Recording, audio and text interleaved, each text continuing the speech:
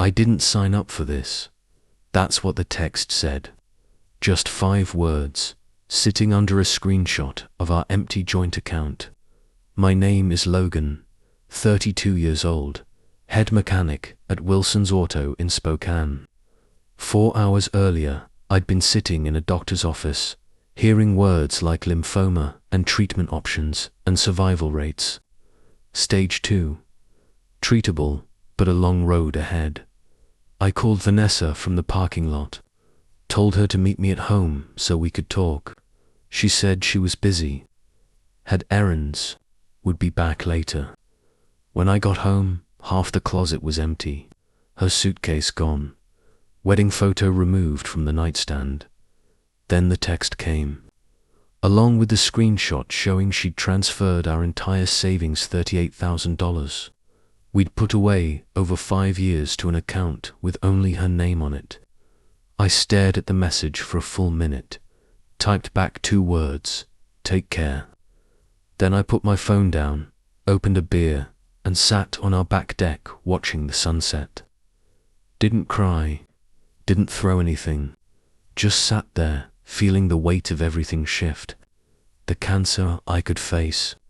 The betrayal was something else entirely. Tim from next door saw me sitting there and walked over to the fence. "Everything all right?" Saw Vanessa peel out of here earlier with her car packed up. "Got some health news," I said. "She didn't take it well." Tim nodded, not pushing for more. "Let me know if you need anything. Lisa makes a mean casserole." "Appreciate it," I said. After he left, I went inside and pulled out the folder my Uncle Brian had given me last month. He'd retired from estate planning last year, but still kept his hand in when my grandfather passed in February and left me that small piece of land up north. Brian had helped me get the paperwork straight. "Everyone needs their affairs in order," he'd said, "especially when you're married. Protect each other." I'd started the process, updated my will, listed Vanessa as Kona on the '69 Mustang I'd restored, though I hadn't filed the final paperwork with the DMV yet. Set up a secondary account at a different bank for the land sale. Proceeds when that went through. All to protect us. To protect her. Funny how things work out. I picked up my phone and called Brian. When he answered, I said, "Remember that conversation we had about estate planning? I need to make some changes." There was a pause. "Everything okay, Logan?" "No," I said, "but it will be."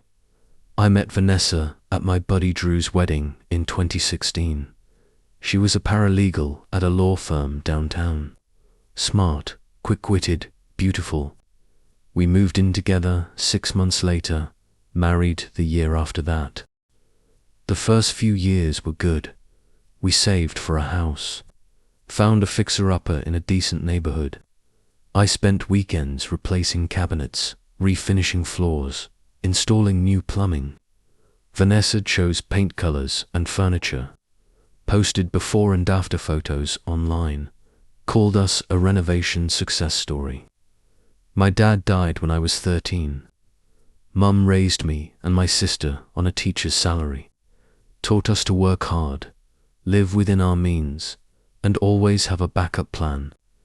After Mum passed 2 years ago, that backup plan became even more important to me. Vanessa came from different stock. Her parents gave her everything: college tuition, new car every few years, down payment for our house. They never understood why she married a mechanic. Her dad, a corporate attorney, always introduced me as Vanessa's husband rather than using my name.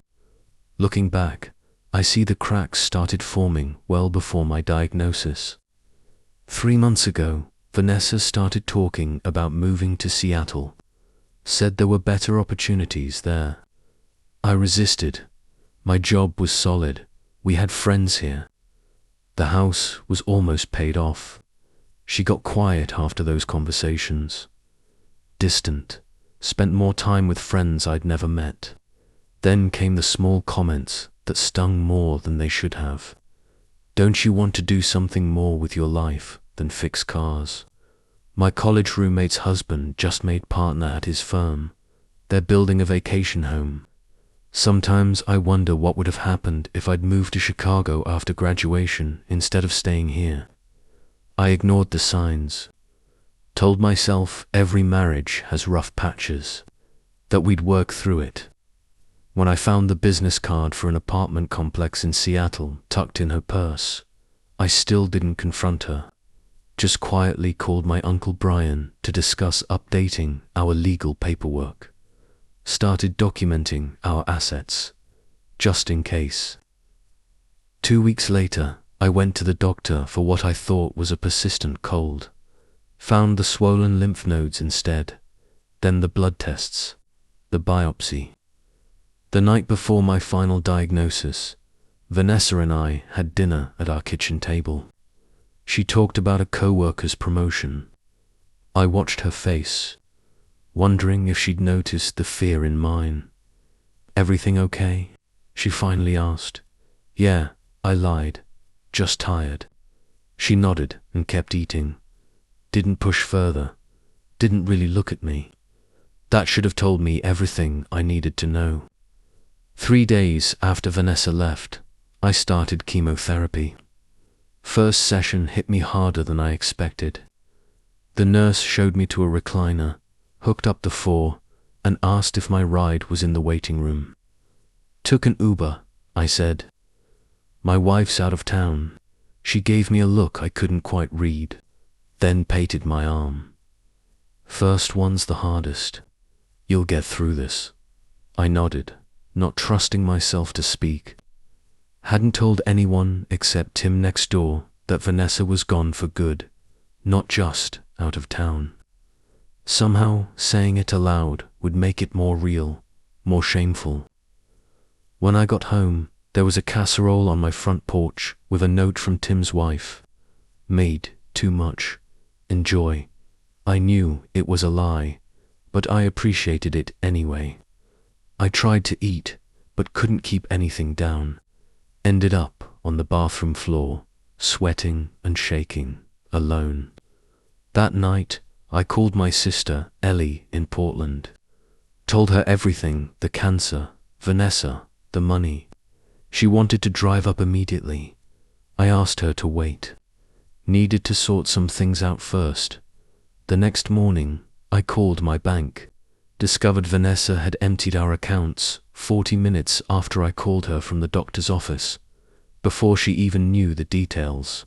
Just knew I was sick, and that was enough for her to run. Something shifted inside me.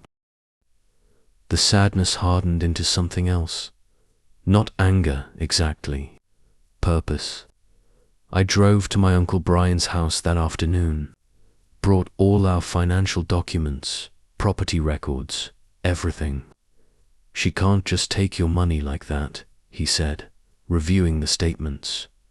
"Joint account," I reminded him. "Her name's on it too." Brian took off his reading glasses. "Logan, what she did wasn't just cold. It might have been illegal. Taking all the money when she knows you're sick, knows you'll have medical bills. Can I prove that?" That she knew. He thought for a moment. "Phone records would show you called her right after your appointment. The bank statement shows when she made the transfer. If you documented your diagnosis date." I pulled out my phone, showed him the text she'd sent.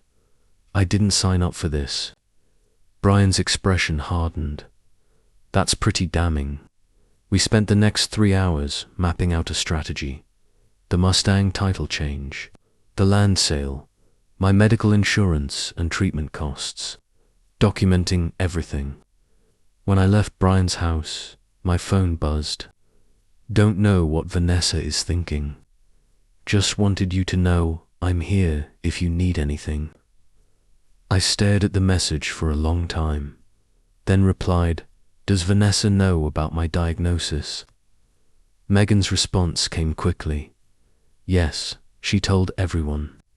You have cancer, but said she couldn't handle it and needed a fresh start. My whole family is shocked. This isn't right. I thanked her and put my phone away.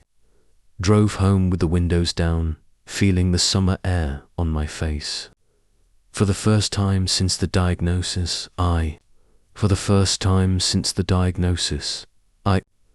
Pretty bold, he said, scanning the document. Takes all your savings, knowing you're sick, then wants half the house too. What should I do? Don't respond yet, Brian advised. Let's see how far she wants to push this. The next day, I got a text from a number I didn't recognize. Logan, it's Vanessa. This is my new number. I know you're upset, but we need to figure this out. My lawyer says I'm entitled to half the house. I didn't respond. 3 days later, another text.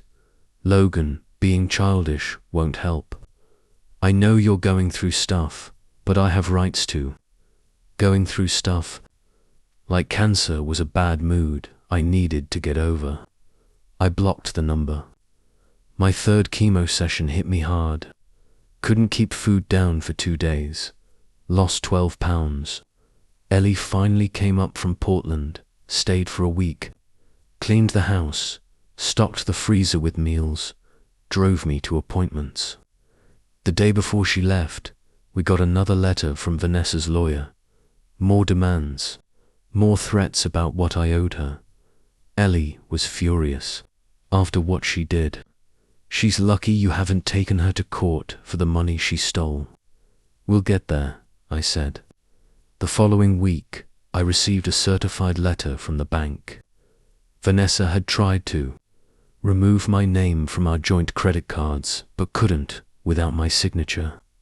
She'd also attempted to access our safe deposit box, the one containing the deed to the house, the Mustang title, and my grandfather's will. The bank had denied her access when she couldn't produce the second key, my key. I called Brian immediately. She's getting desperate, he said. Probably realized she left loose ends. What's my next move? Let's close that safe deposit box. Move everything to a new one in your name only. And I think it's time to file those title changes for the Mustang. I took a sick day, though every day was a sick day now. Went to the bank, closed the box, opened a new one. Went to the DMV, removed Vanessa's name from the title that had never been finalized. That night, another text from a new number. You changed the Mustang title. That car is half mine. You put my name on it. I stared at the message. How did she know already? I'd only filed the paperwork that morning. Then it clicked. She must have someone at the DMV feeding her information. Or the bank. Someone watching my moves. I called Brian. I think she has help. Someone telling her what I'm doing. Brian was quiet for a moment. Her father has connections. Wouldn't put it past him. What do I do? Feed them wrong information, Brian said. Let's set a trap. The next day, I called the realtor who'd been handling my grandfather's land sale. Asked her to pause the process. Made sure to mention on the call that I was exploring other options for liquidating assets. Then I called my investment bank, where I had a small 401k from a previous job. Asked about early withdrawal procedures. Made it clear I was considering all options due to medical bills. I waited to see what Vanessa would do next. 2 days later, her lawyer sent a new letter demanding a portion of any proceeds from the sale of inherited property and a fair division of all retirement accounts. Brian smiled when I showed him the letter. She took the bait. Now what? I asked. Now we show our cards, he said. I spent the next month focusing on my health. The treatments were brutal, but the doctors seemed cautiously optimistic. My hair was gone. I'd lost 30 pounds, but my numbers were improving. Ellie came up every other weekend. Tim and Lisa from next door checked on me daily. My boss cut my hours but kept my health insurance active. I was surviving both the cancer and Vanessa's departure. Some days were harder than others. Some nights I woke up reaching for someone who wasn't there. But mostly, I stayed focused on the next step, the next treatment, the next move in the chess game Vanessa had started. Brian called on a Tuesday morning. We got the documents from her bank. Want to guess what she did with your money? Tell me. Transferred it to a new account, then immediately wrote a check for $30,000 to her parents. I sat down. Why would she do that? My guess, trying to hide it, make it harder to trace or recover. Can she do that? No, Brian said. That's the beauty of it.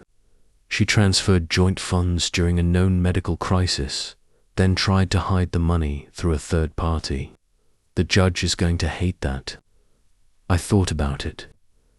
I don't want a long court battle, Brian. I don't have the energy for that right now.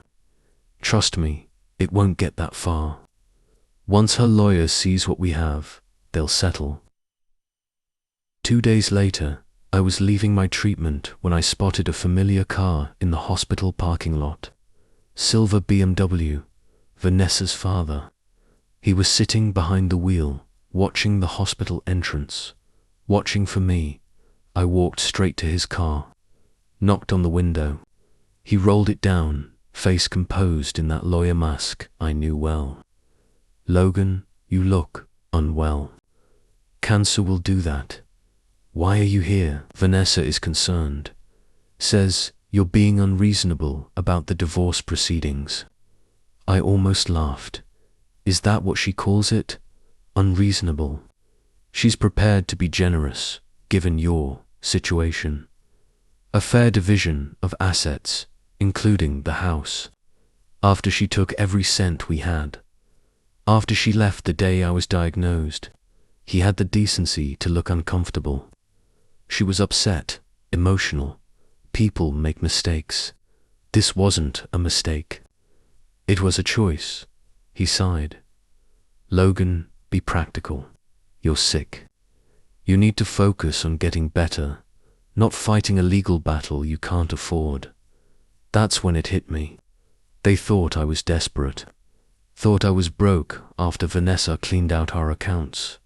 Thought I'd take any settlement just to avoid a fight. They had no idea about the land sale. No idea I'd removed her name from the Mustang title before she could claim it. No idea I'd documented everything. Tell Vanessa I'll have my response to her lawyer by Friday, I said, turning to leave. Logan, he called after me, don't make this harder than it needs to be. I didn't look back. On Thursday, I met with Brian and the real estate lawyer he'd brought in. Catherine Chen. We reviewed everything, the bank records, showing Vanessa's withdrawal immediately after my diagnosis. Her text message, the witness statement from Megan confirming Vanessa knew about my cancer, the check to her parents.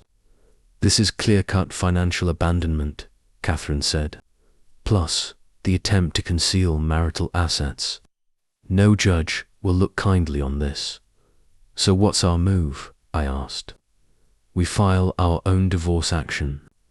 She said, we demonstrate abandonment during medical crisis, financial malfeasance, and attempted concealment of funds. We request full recovery of the missing funds plus legal fees. Will that work? I asked. Catherine smiled. I've never seen a cleaner case, but I don't think it will get that far. Once they see what we have, they'll fold. And if they don't, then we go to court, and she loses everything, including her reputation. For the first time in months, I felt something like hope. On Friday morning, Catherine sent our response to Vanessa's lawyer. A complete divorce filing with all the evidence, attached bank records, text messages, witness statements, medical documentation, everything laid out in cold, clear detail. By noon, Vanessa's lawyer requested an emergency meeting. That was fast, I told Brian over the phone. They weren't expecting you to have ammunition, he said. They thought you were too sick, too broke, or too beaten down to fight back. The meeting was set for Monday. I spent the weekend resting, preparing mentally. On Sunday night, I got a text from yet another new number. "This is cruel, Logan. I made a mistake, but this is vindictive. My parents can't give the money back right now. You're trying to destroy me." I stared at the screen, vindictive. I wasn't the one who abandoned a sick spouse and stole their life savings. I wasn't the one hiding behind lawyers and parents. For the first time, I texted back, "Actions have consequences." Monday morning, I met Brian and Catherine at her office. They wanted me there, but advised me to say nothing unless directly asked a question. Vanessa arrived with her father and her lawyer, a thin man with expensive glasses and a permanent frown. She looked good tanned, rested, like the past few months had been a vacation while I'd been fighting for my life. She wouldn't meet my eyes. Her lawyer spoke first. "We've reviewed your filing. While we disagree with your characterization of events, my client is willing to negotiate a settlement to avoid unnecessary conflict." Catherine smiled. "Let me be clear. This isn't a negotiation. It's a courtesy meeting before we proceed to court. Your client abandoned her husband upon his cancer diagnosis, emptied their joint accounts, attempted to hide those funds through her parents, and then demanded additional assets. We have documented everything." Vanessa shifted in her seat. Her father leaned forward. "Surely we can reach a reasonable— Your daughter transferred her husband's medical emergency fund to you," Catherine cut in. "We have the check records. Will you be returning those funds today? Or shall we add you to the lawsuit for accepting fraudulently obtained marital assets?" The room went silent. Vanessa's lawyer cleared his throat. "What exactly are you demanding?" Catherine laid out our terms. Full return of the $38,000. Vanessa to relinquish all claims to the house, the Mustang, my grandfather's land, and my retirement accounts. She would assume responsibility for all legal fees. In exchange, I would not pursue criminal charges for financial fraud and abandonment. "This is robbery," Vanessa's father muttered. "No," Catherine replied calmly. "Robbery is what your daughter did. This is justice." The meeting ended with Vanessa's lawyer asking for 48 hours to consider our terms. As we left the conference room, Vanessa tried to catch my eye. I walked past her without slowing down. In the elevator, Brian squeezed my shoulder. "You did good in there." "I didn't do anything," I said. "Just sat there."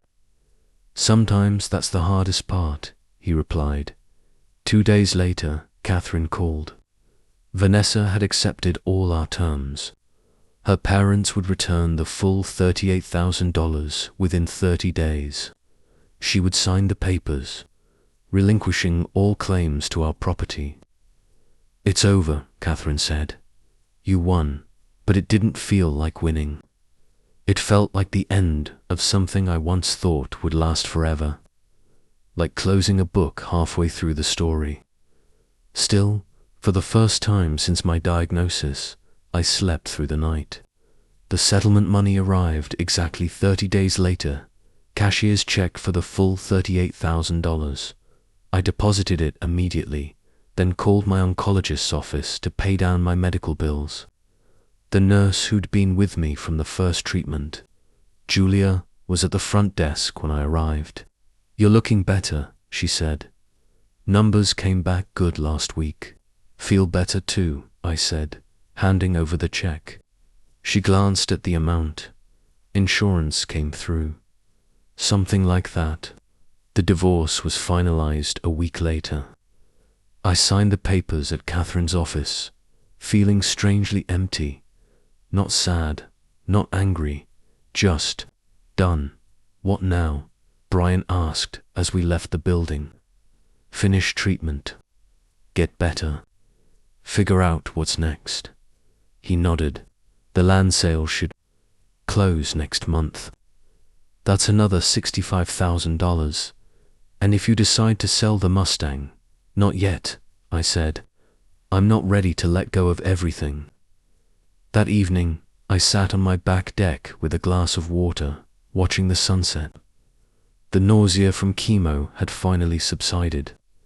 My hair was starting to grow back patchy, but there, the doctors were using words like responding well and promising outlook. My phone buzzed. Email from Megan, Vanessa's cousin. Logan, I heard everything's finalized. I'm so sorry for what my family did to you. Vanessa's parents are selling their Lake Coeur d'Alene cabin to cover the money they owe you. My aunt is furious, blaming you instead of Vanessa. But I wanted you to know some of us understand what really happened. I hope you're doing better. You deserve that much. I put my phone away without replying. Didn't need to engage with Vanessa's family drama anymore. It was time to focus on healing, on rebuilding, on whatever came next. 6 months later, my oncologist said the words I'd been waiting for: complete remission. I sat in her office, letting the news sink in. Not cured lymphoma could always come back, but for now, the cancer was gone. The battle won. What happens now? I asked. Regular checkups, blood work scans every 6 months. But for now, Logan, you go live your life. That evening, I made 2 calls. First to Ellie, who screamed with joy. Then to my buddy Joel in Missoula, who'd been offering me a job at his custom auto shop for years. Still got space for me? I asked. Hell yes, he said. When can you start? A month later, I sold the house in Spokane. Used the money to buy a small cabin outside Missoula, 2 bedrooms. A garage, big enough for my tools and the Mustang, and mountains visible from every window. The day I drove out of Spokane, Tim and Lisa from next door came to say goodbye. Lisa handed me a casserole for the road. I thanked them for everything: the meals, the lawn mowing, the quiet support when I needed it most. You doing okay? Tim asked. Really okay? I thought about it.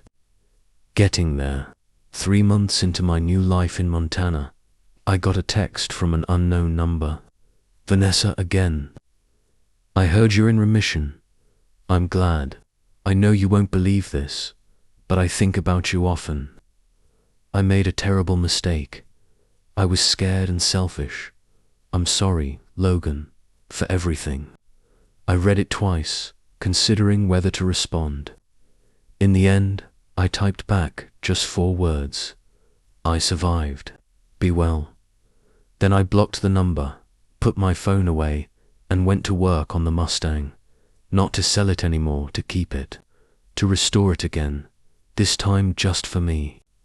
Some things, once broken, can't be fixed, but others can be rebuilt, stronger than before. I was one of them.